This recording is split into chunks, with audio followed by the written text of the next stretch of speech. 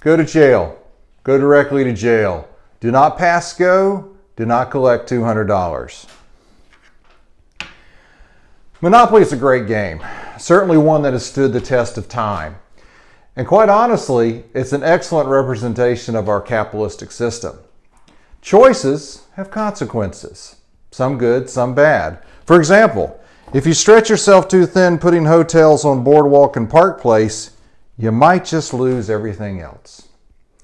What you probably don't know about the Parker Brothers game of Monopoly is that it was integral in solving one of history's greatest crimes.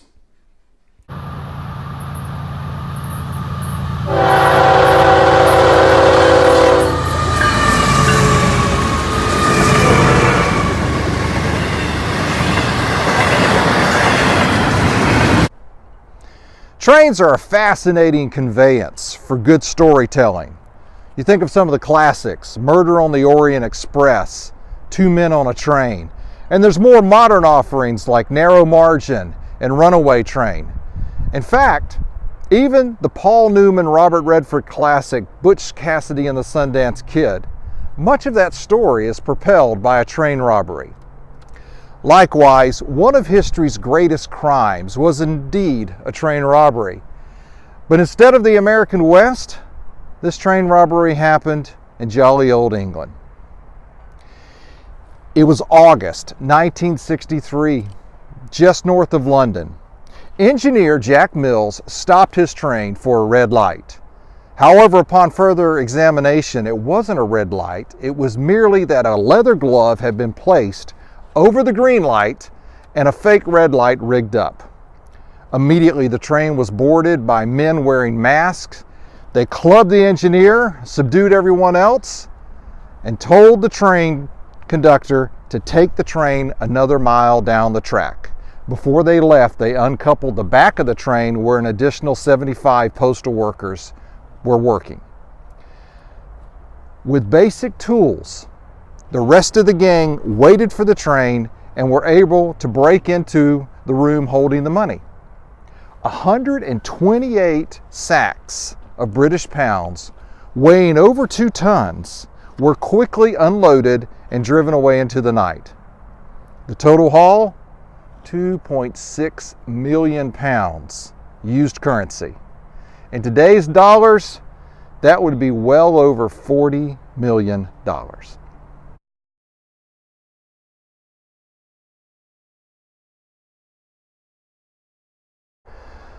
The plan worked flawlessly, primarily because there was an inside man.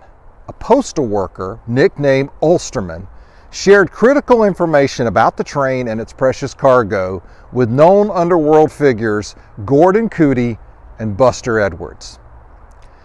Cootie and Edwards devised a plan, and they brought in accomplices that included Ronnie Biggs, Bruce Reynolds, Charlie Wilson, Roger Corddry, and Roy James. Now, without the mysterious Ulsterman's information, there's no way the heist would have been successful. He provided the postal and train operations, he knew the security measures, the amount of money, the location of the car within the train, and most importantly, that this train had not been outfitted with the new security alarms. Now, within hours of the heist, carloads of detectives were combing the streets within the area.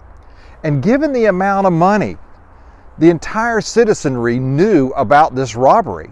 Common folks everywhere were on the lookout for anything that might look out of the ordinary. Within a week, Scotland Yard had a break in the case.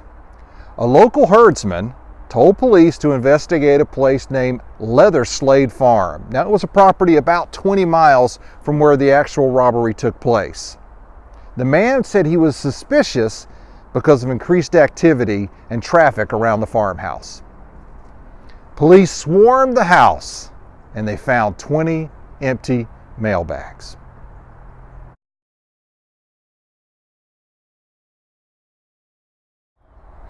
By January of 1964, authorities had sufficient evidence to try 12 of the criminals. However, by then, the thieves had become notoriously famous in a swashbuckling sort of way. The ringleaders were painted in the British press as gentlemen thieves, similar to George Clooney's character Danny Ocean in the movie Ocean's 11. But the trial's judge took issue with that. He made it clear that this was no romantic notion of daredevilry. This was nothing less than a sordid crime driven by greed. The jury convicted the 12 men on charges ranging from robbery to conspiracy, and the ringleaders were given 20 to 30 years. However, they were paroled earlier than that. In keeping with this caper, however, one of them, Ronnie Biggs, managed to escape, had plastic surgery, and lived abroad for the next 35 years. The other mystery is the inside man, Ulsterman.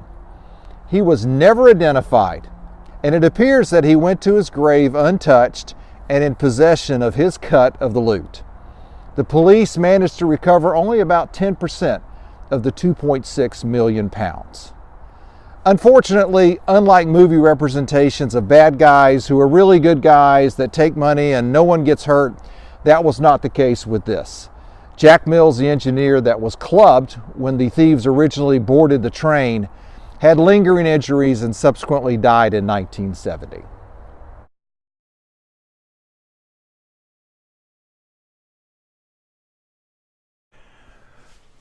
So how did Monopoly help Scotland Yard solve the greatest train robbery ever? Simple. Fingerprints.